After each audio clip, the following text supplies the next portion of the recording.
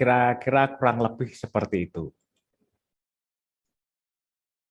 Maka budaya merupakan bagian dari konstruksi sosial dan politik. Kita tidak bisa memprediksi atau menyarankan batas-batas perilaku manusia, sebab mereka hidup dalam lokalitas masing-masing. Seperti contohnya ketika dalam ada tertentu ya, ketika menyuguh itu mempersilahkan, menyambut tamu datang. Kalau di Jawa itu tidak mungkin untuk menyediakan tuak, gitu ya. Misalnya, tetapi kalau di lain adat, gitu ya, itu menyediakan tuak itu boleh. Dan justru kalau tuak yang baik itu pertama kali untuk orang-orang yang terhormat. Nah, di masing-masing masing-masing daerah, masing-masing tempat itu mempunyai karakteristik sendiri-sendiri. Maka kadang ada kecenderungan kita membuat generalisasi dan stereotip budaya. Penilaian-penilaian khusus tentang budaya ini, budaya itu. Melalui budaya, manusia mengarahkan kehidupan mereka dalam lintasan pribadi dan komunitas. Maka implikasinya adalah konsep budaya yang digunakan, diambil, dimanfaatkan, dan dituliskan dengan agenda apapun yang berlaku. Maka kita diajak untuk menyadari kedirian kita kini dan di sini, saat ini, di daerah lokal kita masing-masing, karena di sana ada identitas kita. Kita sebagai sekolah Katolik pada kesempatan ini bersama Yayasan Pangudi Luhur dalam POP ini diajak bersama-sama dalam model program Luber itu untuk berefleksi bahwa sekolah Katolik itu mengemban misi melakukan penerusan pesan atau transmisi budaya yang kritis dan sistematis dalam terang iman. Harapannya terjalin integrasi budaya, keutuhan budaya dengan iman yang hidup dalam masyarakat, sehingga melahirkan kekuatan kebijaksanaan Kristiani. Cara pandang ini mesti disadari bahwa tidak hanya berasal dari kelas-kelas agama, tetapi seluruh peluang pendidikan. Jadi nanti harapannya nilai-nilai inti yang tadi kita dapatkan dari pendekatan nilai-nilai tadi, spiritualitas tadi, dan nilai-nilai budaya itu bisa masuk menjadi hidden curriculum, menjadi roh penyemangat para guru sebagai rasul-rasul untuk mendidik anak peserta didik kita, entah itu apapun pelajarannya itu bisa masuk. Sekali lagi nanti kalau kita mau bertanya, silakan tanya ketika materi tentang kurikulum dan desain instruksional, Bapak Ibu. Kita mentekniskan semuanya di sana. Kita saat ini 1, 2, 3, 4 saat ini dan besok bicara soal dimensi ide yang akan kita dokumentasikan menjadi fondasi kurikulum kita. Sekolah Katolik hadir dalam semangat keterbukaan. Kita ialah pewarta kabar gembira yang dengan mempribumikan iman. Sekolah-sekolah kita itu kan banyak yang sekolah-sekolah misi. Sekolah misi itu misinya itu dulu dibawa oleh para misionaris. Tetapi justru para misionaris, entah dari manapun, lintas budaya, lintas etnis, mereka menjangkau, melampaui etnisitas mereka, bangsa mereka, justru untuk mempribumikan iman. Kalau misalnya Suster Buder Romo, Bapak Ibu tahu dan nanti silakan di-download bagaimana Paus Benediktus ke-15 tahun 1919 itu mengeluarkan dokumen yang bernama Maximum Illud, bahwa harapan gereja waktu itu tahun awal-awal abad ke-20 ya, tahun 1919 itu akan lahir misionaris-misionaris pribumi, imam-imam pribumi yang dihasilkan dari misionaris-misionaris barat. Dan saat ini nyata, harapan itu selama 100 tahun lebih ini nyata, bahwa sudah lahir sekarang, misionaris-misionaris pribumi, yakni para Romo, Buder, Suster, dan kita awam-awam yang saat ini juga menjadi misi. Maaf, saat ini menjadi misionaris. Maka pendidikan Katolik harus diperjelas lagi bahwa kehadirannya diarahkan bagi kemajuan manusiawi dengan menyediakan unsur-unsur formal pendidikan bagi pembinaan manusiawi didasarkan nilai-nilai Kristiani. Saat ini ada dokumen yang baru, ini termasuk dokumen baru Evangelii Gaudium. Menanggapi keprihatinan gereja dalam budaya, Paus Fransiskus dalam Evangelii Gaudium menandaskan pentingnya nilai-nilai tradisional. Kita berada dalam tantangan globalisasi yang mengakibatkan kemerosotan akar budaya kita sendiri dengan sangat cepat. Sisi lain kita mengalami kelemahan dari sisi moral dan etis untuk menyikapi budaya-budaya lain yang lebih menguntungkan dari sisi ekonomis. Bapak Suci mendorong kita semua untuk menghargai tatanan budaya kita agar bijaksana mengatur perilaku akibat penyajian informasi yang begitu berlebihan di media massa. Karenanya kita butuh model pendidikan yang mengajarkan berpikir kritis dan mendorong pengembangan nilai-nilai moral yang dewasa. Dari Evangelii Gaudium artikel 62 dan 64. Jadi berpikir kritis itu juga harapan gereja, harapan Bapak Suci. Dan tentunya sesuai dengan pengembangan nilai-nilai moral yang dewasa.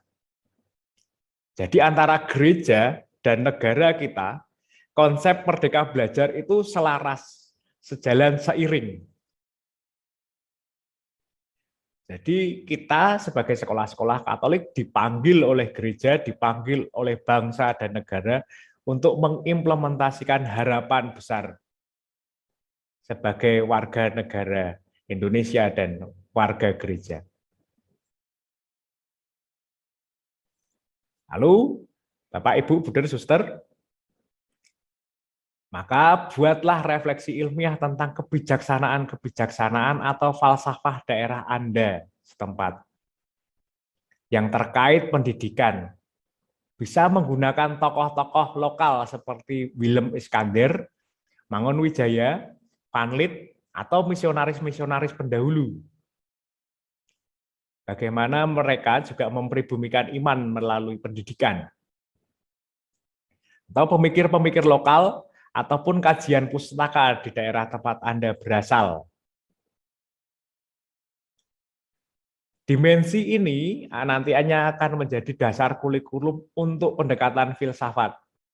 Atau yang filsafat itu kan sebenarnya ilmu tentang kebijaksanaan. Jadi sama seperti yang dikatakan Pak Yuli Utanto tadi, sebagai ketua Himpunan Pengembang Kurikulum Jawa Tengah dan anggota Pengembang Kurikulum Indonesia itu, bahwa kita itu punya kok sebenarnya kebijaksanaan-kebijaksanaan, dan kita bisa memakai kebijaksanaan-kebijaksanaan lokal itu, karena itulah yang justru sesuai dengan alam pikir dan hati rasa perasaan peserta didik kita dan masyarakat kita.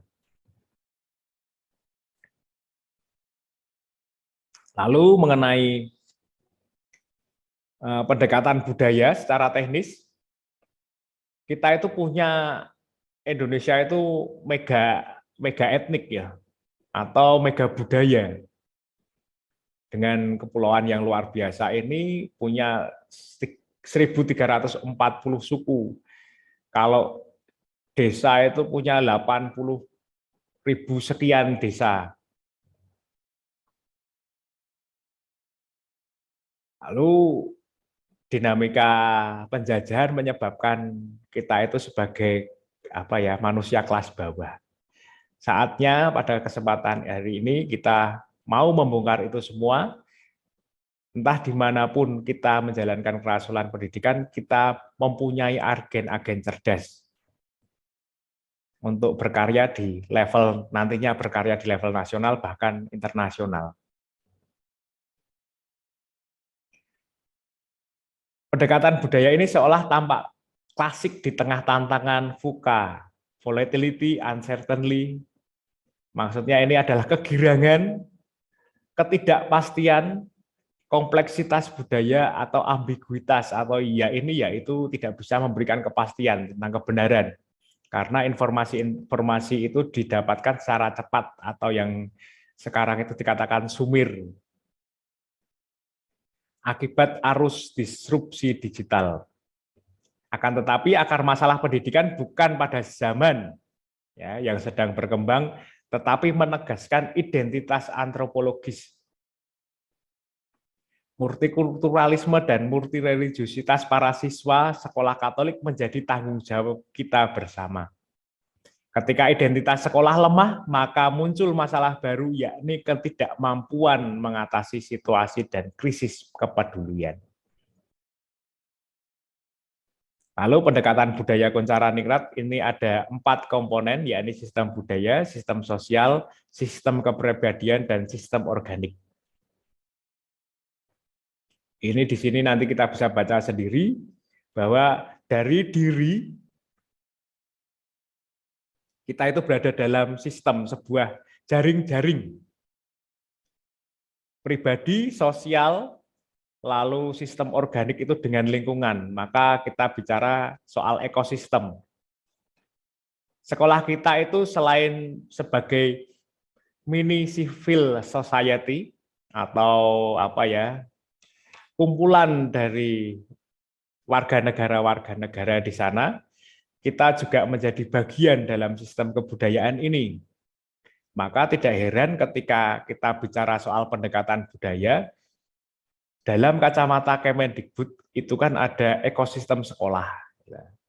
Terus yang sekarang kita bicara soal berkebinekaan global itu atau asesmen lingkungan belajar itu dikatakan sebagai iklim sekolah. Kurang lebih maknanya akan sampai ke sini nanti. Nah ini yang saya katakan tadi, proses belajar adalah seperti ini, mulai dari adaptasi, internalisasi, sosial, lalu pembudayaan ini. Lalu ada 7 unsur kebudayaan Kuncharaningrat yang pasti ada dalam sekolah Bapak Ibu, meskipun nanti kadarnya akan berbeda. Apa sih sebenarnya pendekatan budaya 7 unsur kebudayaan ini? Kita bahas di sini. Ada sistem religi, upacara keagamaan, sistem organisasi kemasyarakatan, sistem pengetahuan, sistem bahasa, kesenian, mata pencarian, teknologi, dan peralatan. Maaf. Ketujuh unsur ini merupakan unsur yang saling terkait, tetapi bisa kadarnya berbeda-beda. Jadi kalau kita bicara soal ekosistem sekolah kita, pasti ada unsur-unsur ini, entah dimanapun sekolah kita berada. Soal misalnya sekolah kita ada di pedalaman hampa sinyal gitu ya. Apakah sistem teknologi dan peralatan di sana rendah? Dikatakan rendah karena keterbatasan teknologi dan jaringan. 7 unsur kebudayaan Kuncharaningrat itu tidak serta-merta menilai dari modernisasi, tetapi potensi-potensi kepribadian manusiawi untuk menangani suatu tantangan dalam sistem semestanya. Ada contoh yang konkret, Bapak, Ibu, Suster, Romo, Buder.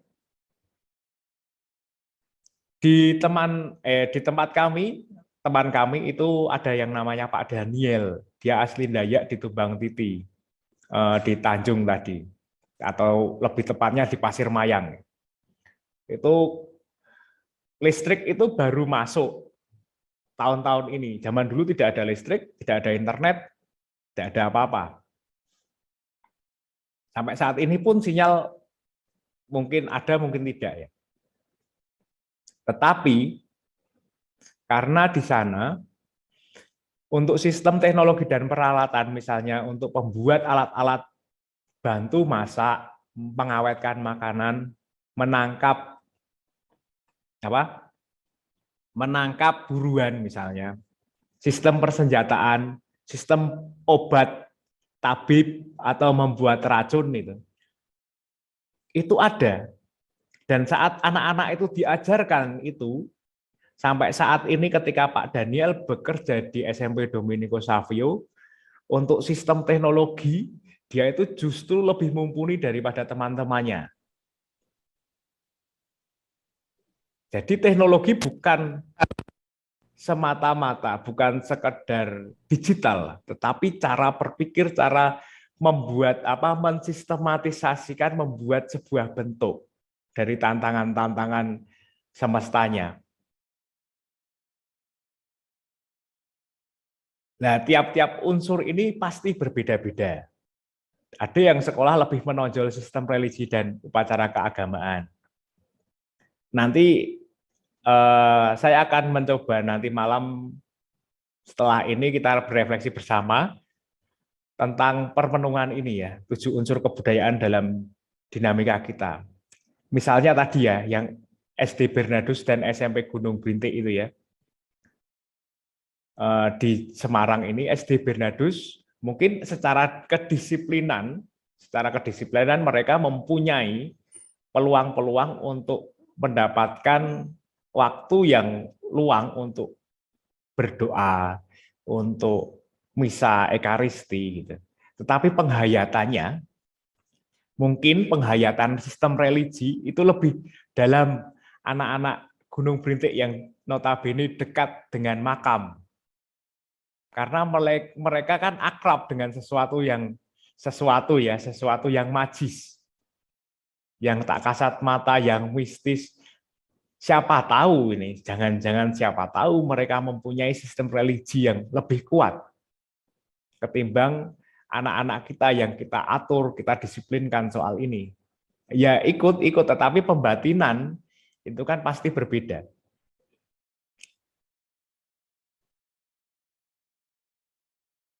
Lalu, pendidikan berarti memelihara hidup dan tumbuh ke arah kemajuan. Tidak boleh melanjutkan keadaan kemarin menurut alam pikir kemarin. Pendidikan adalah usaha kebudayaan berasaskan keadaban, yakni memajukan hidup agar mempertinggi derajat kemanusiaan. Ini Ki Hajar Dewantoro.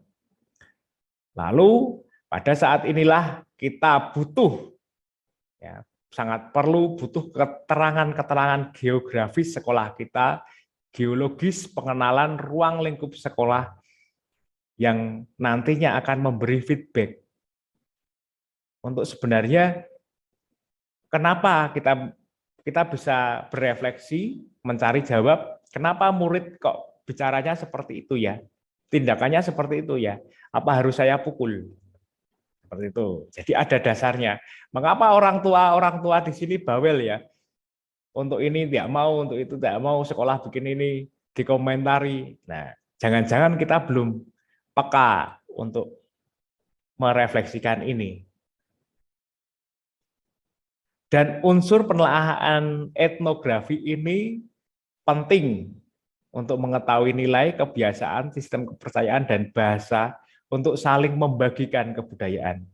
Jadi kita saling share apa yang dimaui oleh masyarakat, dimaui oleh orang tua, dimaui oleh para siswa, dimaui oleh para guru kita, jangan-jangan karena mungkin sebagai kepala sekolah kurang sejalan dengan apa yang diharapkan oleh guru-guru atau kebalikannya. Disinilah dinamika untuk saling sharing. Lalu tugasnya, buatlah tim untuk membuat kajian ilmiah, pemetaan geografis, lokasi lingkungan alam, demografi sekolah, serta asal-muasal sejarah manusia dalam konteks lokal di mana sekolah Anda berada. Berdasarkan keadaan real sekolah, evaluasi diri positif sekolah, dan prestasi sekolah, dan potensi masyarakat setempat di mana sekolah Anda berada, dari kategori 7 unsur kebudayaan, menurut Anda sekolah Anda dominan pada unsur yang mana? Tadi yang unsur tadi. Dominannya apa? Berdasarkan keadaan-keadaan real. Lalu buatlah narasi yang menggambarkan secara detail potensi sekolah berdasarkan jawaban nomor 2. Para kepala sekolah yang baik hati, Bruder, Suster, Bapak, Ibu, para pastor, frater, silahkan ketika membuat tugas-tugas ini dan tugas-tugas ke depan, itu kita melibatkan semakin banyak guru untuk proyek kerja kita bersama ini. Jadi semakin banyak guru yang terlibat, dibagi tugasnya, guru apa, kita saling memberi inspirasi.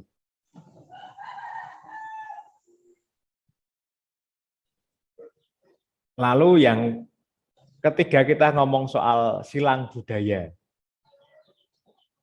Endingnya adalah kita itu mau membuat kebinekaan global dari pendekatan budaya ini. Dasar yang saya bawa, yang kami tawarkan adalah konteks gereja. Dalam keragaman budaya ini, sekolah-sekolah Katolik perlu mengembangkan perjumpaan dan memajukan dialog demi mengembangkan masyarakat. Tujuannya menemukan sifat multikultur dalam situasi dan konteks setempat, mengatasi prasangka dengan hidup dan bekerja dalam keselarasan, mendidik diri sendiri melalui orang lain, menuju visi global dan makna kewarganegaraan, menciptakan suasana saling pengertian antar individu dan masyarakat tanpa kehilangan identitas. Lalu ini diagramnya, kita akan menggali budaya-budaya lokal di sini, lokal jenius kita, kearifan lokal dalam roh penggerak motivasi dasar, yakni semangat nasionalisme. Kita juga berjumpa dalam budaya-budaya lain atau budaya nasional, membangun budaya nasional dalam semangat nasionalisme pula. Lalu di sini ada budaya manca, kita siap untuk globalisasi. Disinilah ada silang antar budaya atau penyerbukan silang budaya atau hibridasi. Apa itu hibridasi? Nanti setelah ini kita bahas hibridasi itu apa, silang budaya itu apa. Dasarnya adalah negara memaju, ini Undang-Undang Dasar 1945, negara memajukan kebudayaan nasional Indonesia di tengah peradaban dunia dengan menjamin kebebasan masyarakat dalam memelihara dan mengembangkan nilai-nilai budayanya. Negara menghormati dan memelihara bahasa daerah sebagai kekayaan budaya nasional. Pasal ini kemudian dijelaskan bahwa satu kaki atau suku dari kebudayaan nasional adalah kebudayaan lama dan asli yang terdapat sebagai puncak-puncak kebudayaan di daerah-daerah seluruh Indonesia. Puncak-puncak kebudayaan daerah tersebut memiliki daya sintas atau berpotensi untuk hidup dan dihidupkan kembali, sebab kebudayaan daerah tersebut merupakan keunggulan atau lokal genius. Sebagai wujud dari kehadiran gereja, sekolah-sekolah Katolik mempunyai kewajiban menjumpai berbagai kebudayaan di dunia.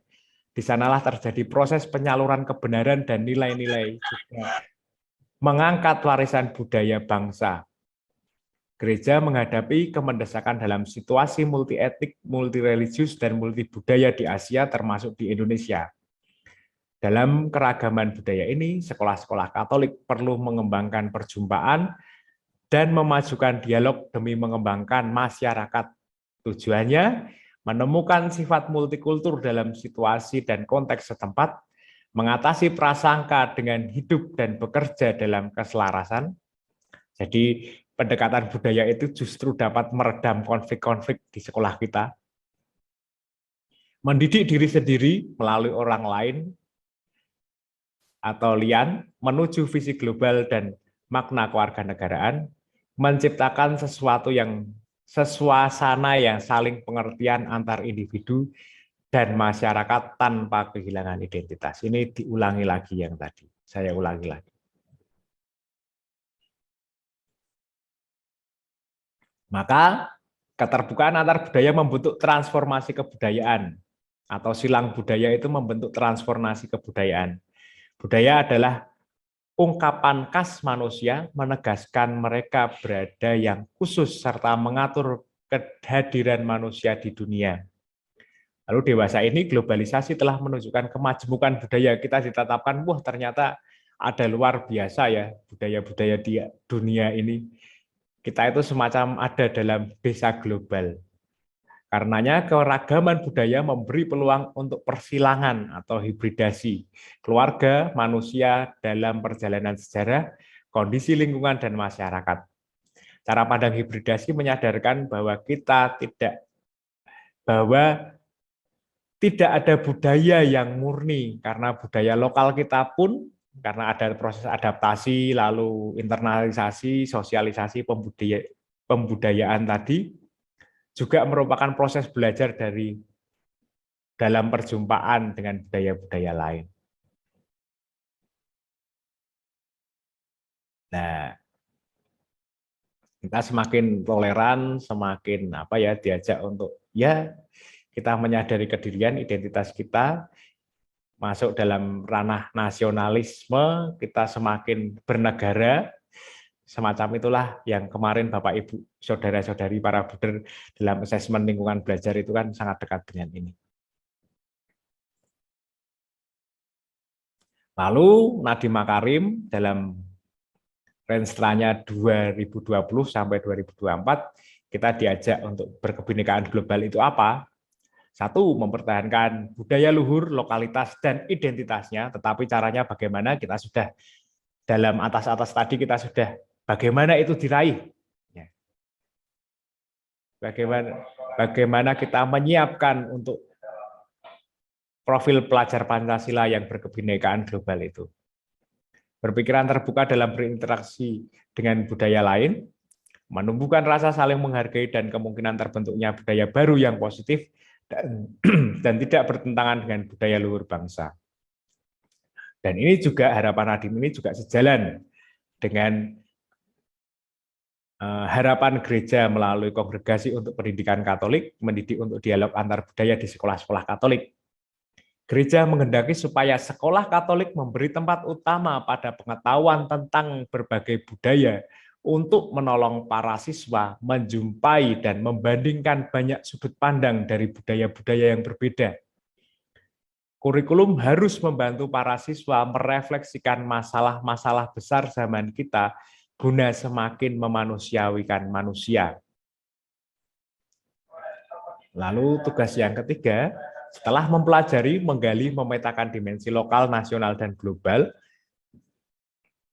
buatlah salah satu misi khusus tentang hal yang ingin sekolah Anda capai di tahun depan untuk menciptakan profil pelajar Pancasila, khususnya yang berkebinekaan global ini. Jadi yang sederhana-sederhana tapi konsisten. Buatlah tujuan yang spesifik, terukur, bisa diraih, rasional, dan mempunyai kejelasan waktu. Tentukan apa yang mesti dilakukan untuk mencapai tujuan tersebut. Tulislah, yang terakhir, tulislah tindakan-tindakan nyata apa saja yang bisa dilakukan oleh sekolah Anda dalam menciptakan profil siswa yang berkebinekaan global. Lalu penutup, sekolah-sekolah Katolik memang sedang ditantang untuk mengembangkan kurikulum yang memuat pengalaman praktis untuk berbagi dan mengemban tanggung jawab. Pelajaran yang disampaikan perlu mendengarkan pengalaman hidup, sehingga pengetahuan pun menjadi bagian dari pengalaman konkret. Pelajaran bertujuan untuk membantu para siswa memahami kenyataan di mana mereka tinggal, dan wajib mengembangkan dialog, pertukaran budaya, dan spiritual. Terima kasih Bapak, Ibu, Buder, Suster, para Romo, Frater, atas waktu yang telah diberikan kepada saya. Saat ini waktu saya kembalikan kepada MC, kita bisa sharing, kita bisa saling berbagi, menegaskan atau sharing bahwa kita kan berada dalam masyarakat nasional, kita tersebar di kebudayaan-kebudayaan masing-masing lokal kita, kebudayaan lokal kita. Marilah kita saling sharing, saling mempertegas, menyemangati satu dengan yang lain bahwa kita itu bisa kok menjadi sekolah-sekolah yang unggul. Begitu Bapak Ibu Suster, mohon nanti bisa terbuka, bercerita, bersharing bersama atau bertanya atau apalah, nanti kita lihat dinamika ini. Terima kasih untuk waktu sejam yang sudah di